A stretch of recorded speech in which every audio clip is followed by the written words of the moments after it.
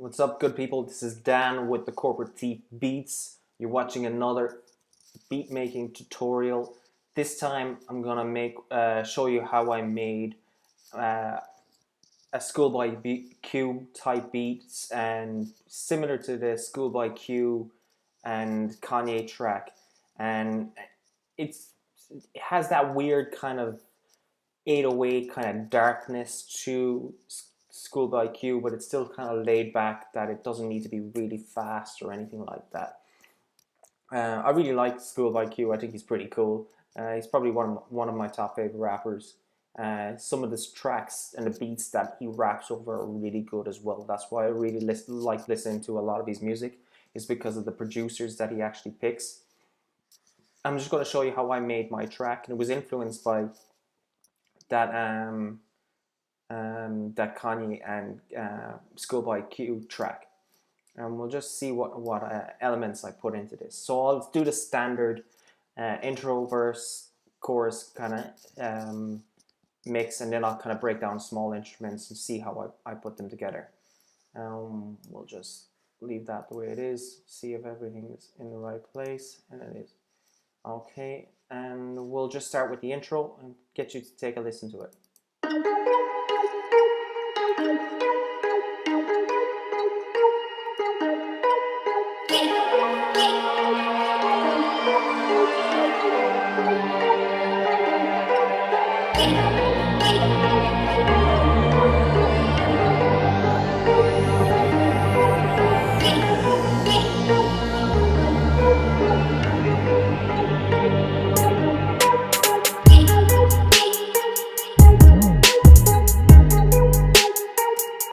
Okay, that was the intro, and it kind of led into the bit of the verse. Let's see what kind of sounds we put into that. First sound is an Alchemy sound, and it's Alchemy is within Logic. It's one of my favorite plugins. I use that a lot, and we'll just listen to it on its own, listen to what it sounds like.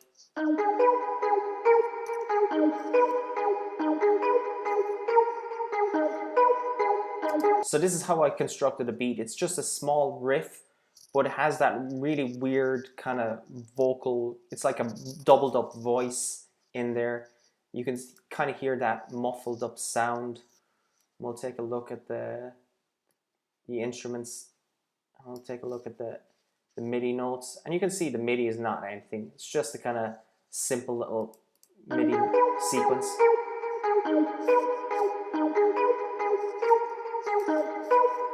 See, that's the thing with these beats as well. You don't really have to create anything crazy, and sometimes when you do create stuff that are just a bit too crazy, nobody wants to rap on it. So you kind of have to go back to keep it simple, stupid.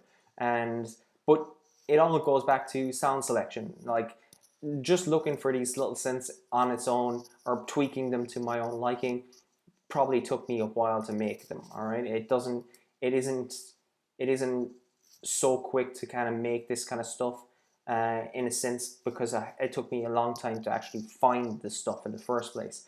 And it's just voice plucks, patch within Alchemy. I put in some spread there, stereo spread, to make it wider.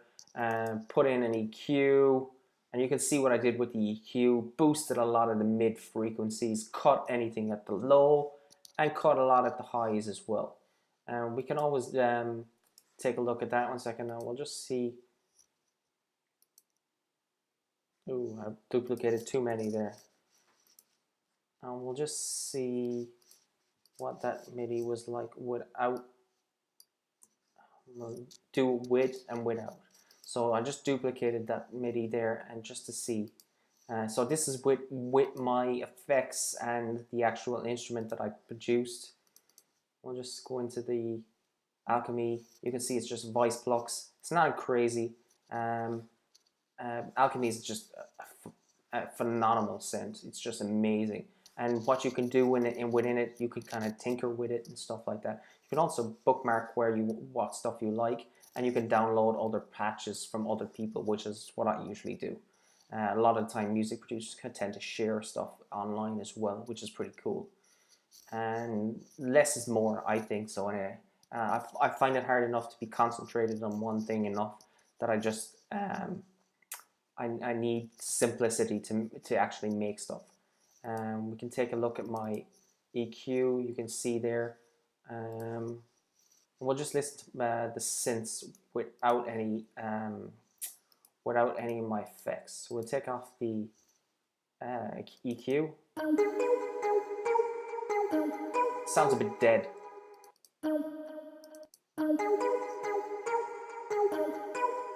And we'll listen to what I did after I put the EQ on and doubled it up.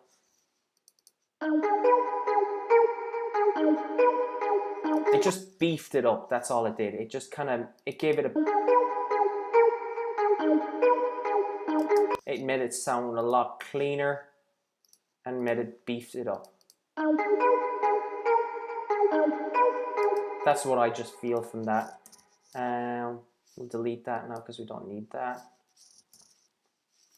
And we'll come back to the next part. And then I kind of layered these little sections here. They're the same riff again, nothing crazy.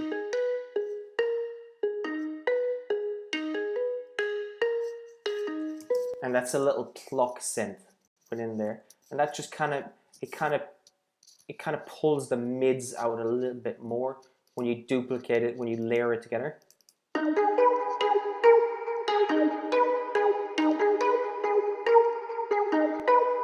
And it's just thickening the sound. And we have one more sound there, again doing the same MIDI.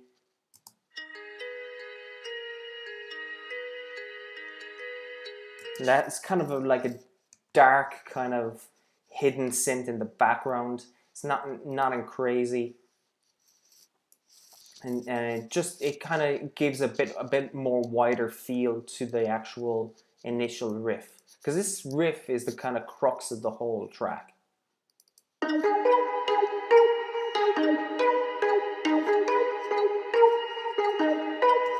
And together they sound amazing. They sound pretty cool. Really thick, really wide, and kind of catchy as well. It doesn't sound boring as well. Okay, that Cavern's Dreams was in Sculpture. I put some compression on it, and I put some channel EQ on it as well. And same with the tiny, what's it called? Kaliemba. And that was in Sculpture as well. I put some compression in it, and I have the same EQ on this one as the Cavern's Dreams. Just boosted it a little 1K, boosted a little at 5K, cut anything below 200. Don't want to kind of dwell on stuff too much. Next little section comes in is a vocal cluster. We'll just see what that sounds like.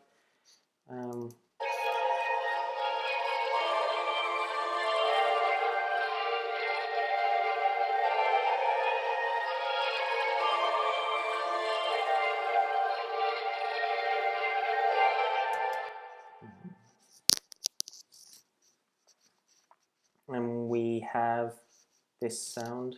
A second now. And it's in Alchemy. A second now. Bear with me a second, just refreezing it there so there won't be any latency with the actual recording of the video. Just takes a second.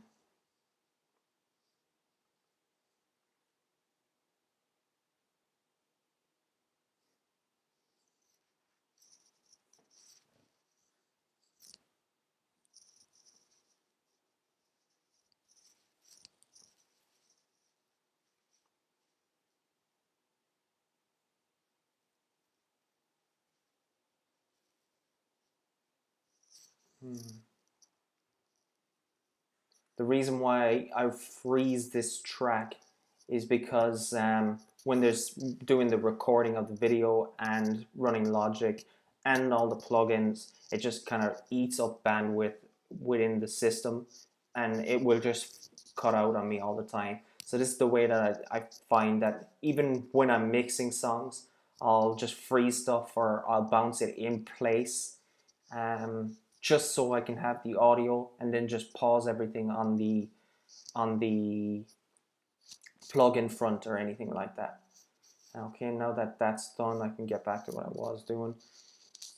And I have it kind of panned. I have a hard pan on it here. I'm not sure exactly why I've done that. One second. I think that might be a mistake. I think I just did that by mistake there. From just kind of coming in and out of the mix. So yeah, that kind of is my effect in the background. This kind of comes in just before the chorus, comes in a little bit in the chorus. Yeah, it comes in the hook of the track. It's the kind of quiet section of the track. This kind of one is a kind of a hip hop beat that is not really that busy in the hook. It's like the verse does all the crazy shit, and it's just kind of a simple effect. I'm not really doing anything major here, and we can see what I'm doing.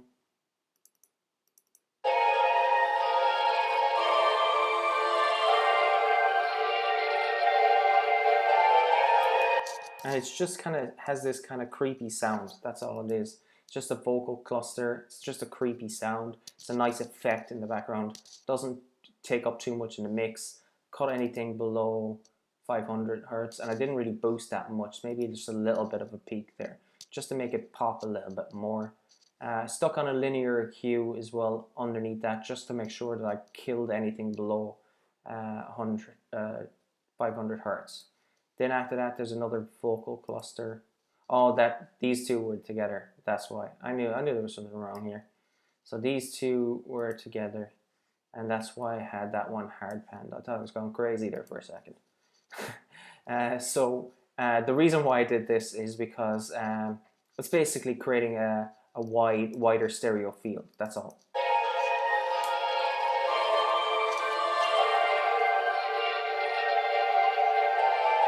And it kind of has this creepy recording kind of sound. That's what it has. It's just a very weird, unique sound. That's all. Nothing major there. And the next one was harp or sweep. And this is another effect.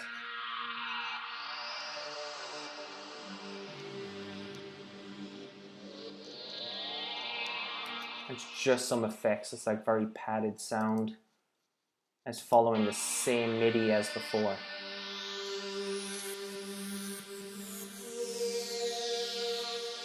And I like that because it's swirling around in the mix as well. It's creating a nice effect, and it kind of pulls the listener in as well. It's got a little bit of delay and a little bit of EQ. Cut off anything below 10, and cut anything off below 150. The next two sections are the slow bowed section. We'll listen to that.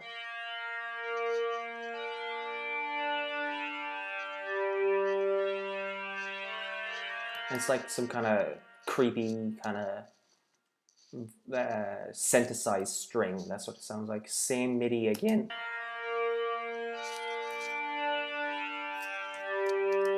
I put a lot of spread on it, and it's got some ensemble on it, and the auto filter as well, just to make it kind of float around in the mix. Again, I boosted a lot of the mids, and the super saw is just another instrument that comes in this section.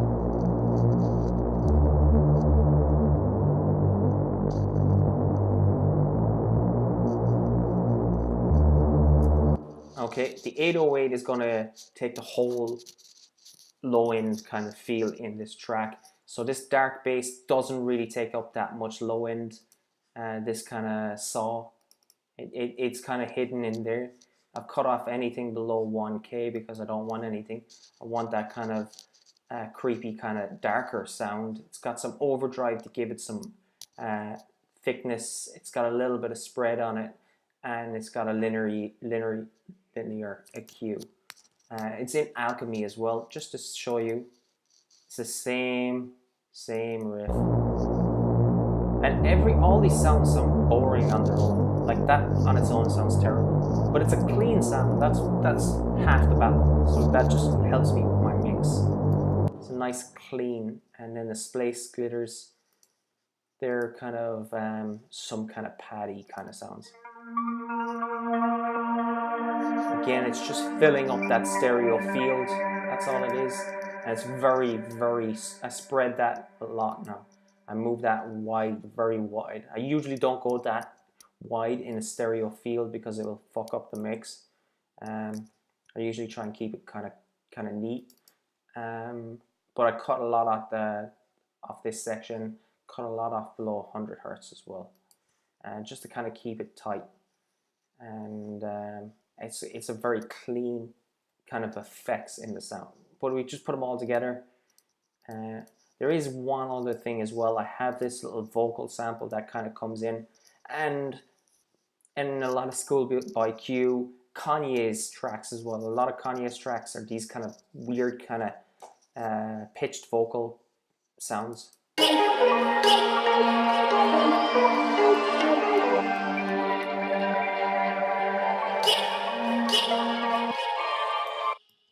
And I'll just play that again, that pitched vocal.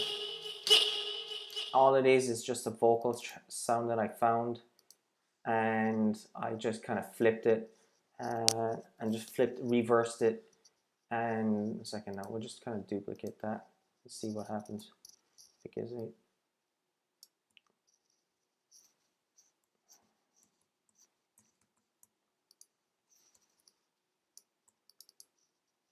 And all I did was no, I don't even think I did that. Get it! Ah, yeah. Get it! What I did was I pitched it. I think I put a pitcher on it. So it was a sound on there called Get It, and I just pitched it up a little bit. I put a little bit of tightness on it and kind of used this preset. There's a preset there, factory preset, and kind of pitched it from there. Just an AU pitcher within Logic. I kind of just tweaked with the pitch to get that kind of squeaky kind of kid kind of sound. And Kanye West does that all the time. And then I stuck a heap of reverb on it. Usually I kind of tend to use, there's one in here that I just love. It's called the R&B plate. I love that one. It's one of my favorite ones. It's a tight plate because some of these reverbs, they just spill so much. It's very hard to control them in the mix. Obviously, sometimes I don't usually put them directly on the synth. I usually boss everything out. Just this time it seemed to work for me. And I pitched up the vocals, or boosted the vocals a little bit just to make them pop. And you get that little sound. And there's a little bit of delay in there too. I kind of played around with this. There's no real formula for the pitch or the echo sound or the delay or the reverb. You just have to play around with them until you find what works in the mix. Sometimes you might like something in a mix and it just won't work, which is kind of unfair, but you have to kind of find some kind of solution. There is this little cool neat section as well up here where I kind of do this kind of little snare movement as well. Second, you'll see this, and we'll just play these two sections.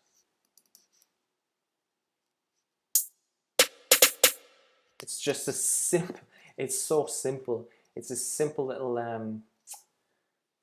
snare kind of roll, but it just kind of makes it so much. When you're kind of leading into it, because I don't like using that whoosh effect into everything, or there's this kind of like common trap kind of effect that, like, I think Lex Luger kind of brought it to the attention of hip-hop artists. I'm not saying I haven't used it, but it's just become over dominant. But these little snare rolls and this little hat hit kind of give it a little bit of movement just before the verse hits. And you can hear it better when all the sounds are put in.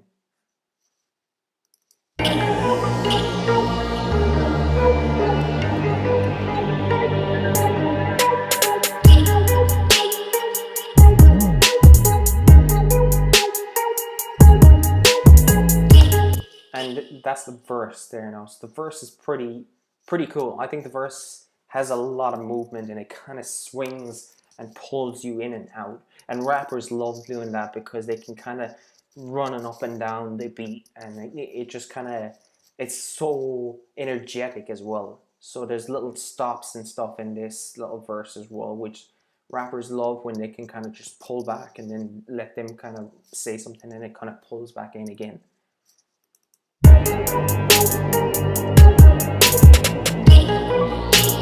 Just simple little tricks there where I pull everything and just let the snares roll at that section. Those little things hip-hop artists really like, and they like when stuff is pulled in and pulled out. 1 second now. We can just hear the kicks. Take a look. And the kicks are not anything crazy, so there's a... Oh, we'll just listen to the kick on its own.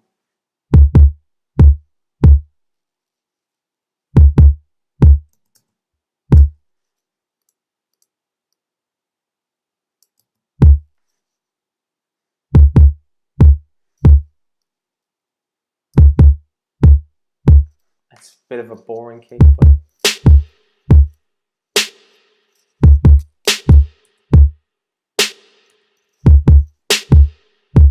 and it's just kind of a standard sound.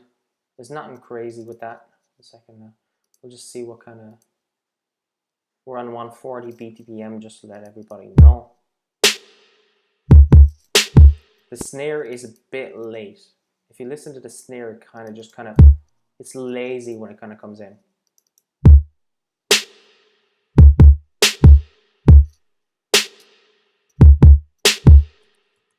And that sounds very basic, but when you hear everything else come into the mix, the hats kind of pick everything up a little bit more. Standard hat pattern. Move the velocities around to give it a little bit more.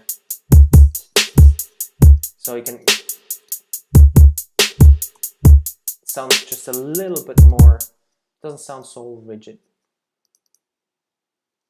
And these hat sounds come in here. And just a little roll there just makes a difference.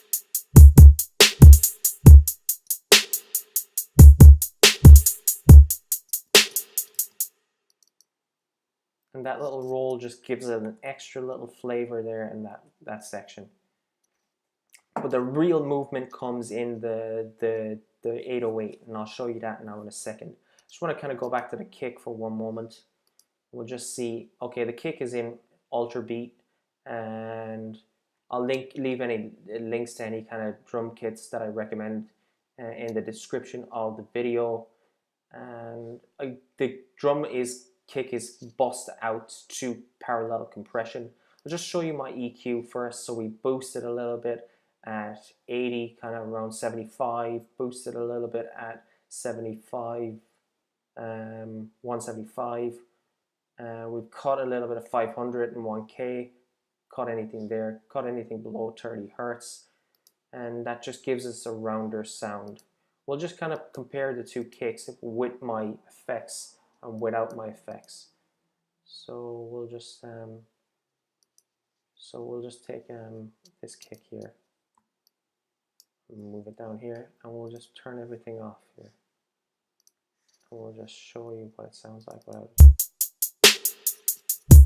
It sounds so dead without any compression. It sounds so dead without any EQ. So we'll just go back to the EQ'd kick. Mute that one.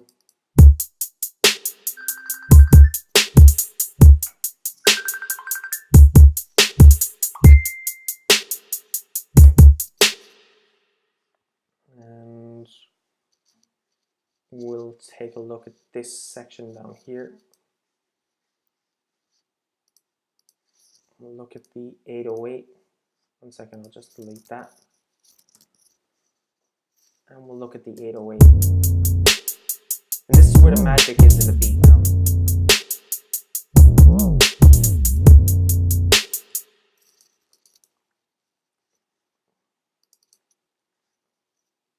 One second now, we'll just come back. And we'll move this one in here.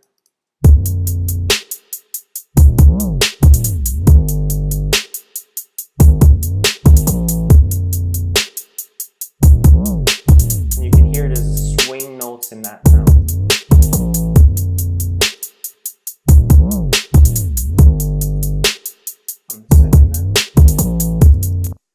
And that movement in the kick drum or the 808 kind of really kind of shows everything out. That's how most of it, and we'll show you how to pitch bend. And this is how I do that now. All I did was just kind of find where the notes were interesting to bend, and I kind of moved them around. You could do that with any of these ones here, but it's in the movement of that track.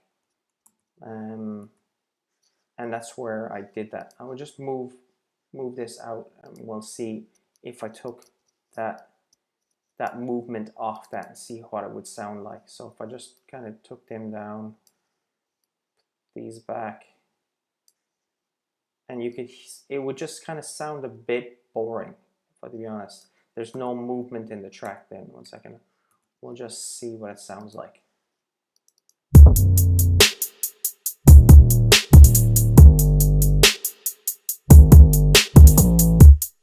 It just sounds a bit rigid. But the good thing about it though is that the overdrive is really kicking in as well. If I take the overdrive off it, you won't even hear it without the overdrive.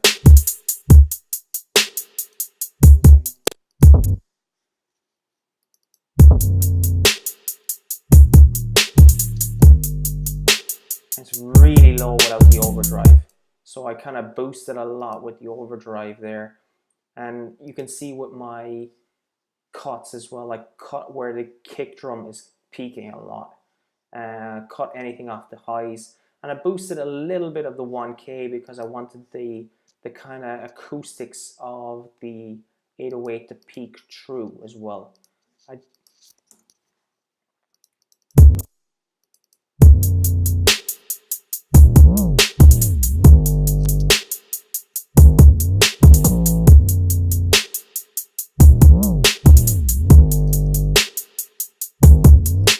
And then there's just sections where I kind of pull things out, pull things back in again. And so this time there's a little bit of snail rolls actions there. So I put in some little snare rolls there, just kind of changing everything around.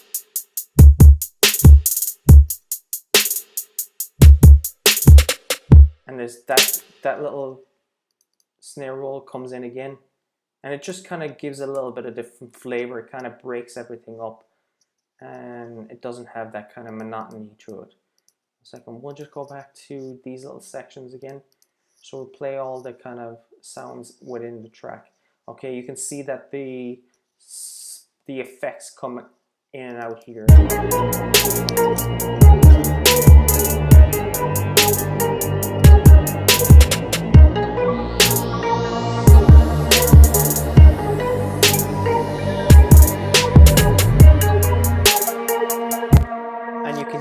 As well that you can hear that a way I can pull the bass around as well. You can hear that the bass kind of drips off.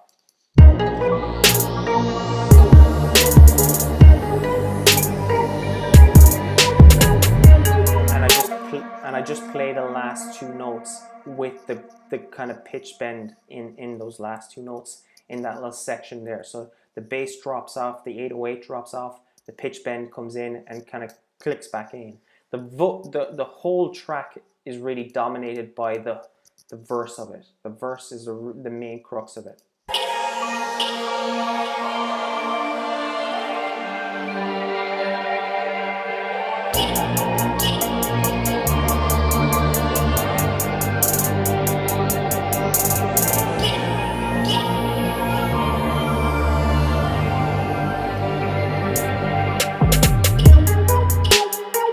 You can see that little section there. There's nothing really major about that. It's just a quiet section with a lot of effects on it. That's all it is to basically hype up this section when it gets back into, because the movement is all in that verse.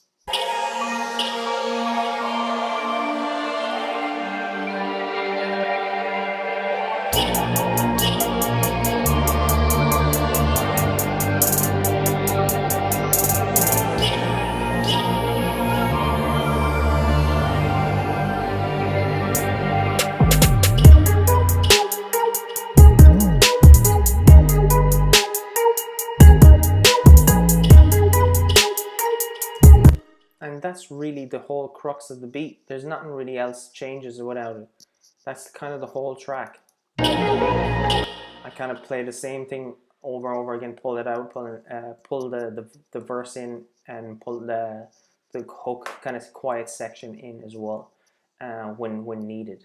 The only other things that I need to kind of mention is the use of parallel compression in the drums, and I kind of tend to use the VCA faders a lot to group my stuff. I don't really use the groups down there.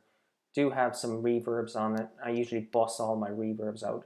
There is the odd exception where I kind of put it on the actual instrument, but a lot of the time I want the dry sound to mix into a bus. That's just my preference. That's the way I was just taught to mix. That's the way I've continued to mix as well. And you can see that I have additional EQs on the parallel compression as well, just to kind of make sure everything is nice and tight as well there as well. On the stereo out, I have some very subtle EQ on there, and I usually use a linear EQ because it's a very it's easier to edit after the mix. I don't want to be kind of doing a fresh edit on it. I kind of like that kind of edit after the mix. It's kind of post-production EQ, and some spread on it as well, just to kind of widen the mix up as well. If you take off all them, you can see how light the whole beat sounds. And we can just give you a quick listen.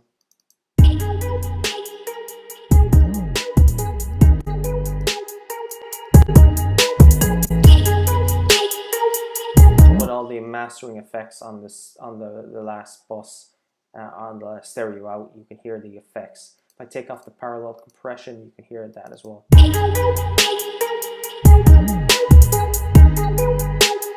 Just a bit light. Just for there's just a little bit more beef in that section with the parallel compression. So this track was called "Are You Afraid of the Dark?" If you're a hip-hop artist, you can get the beat on the corporatebeats.com. There'll be a link in the video underneath the description, or if you see it on my blog post on my page. If you need any drums or anything like that, there'll be links in the description. There's always going to be a corresponding blog post to every beat that I do a kind of showcase on. So go check that out. Plus, there's tons of stuff on the Corporate Beats to learn from as well. So this is Dan from the Corporate Beats, and I'll see you in the next video. Take care, guys. Bye.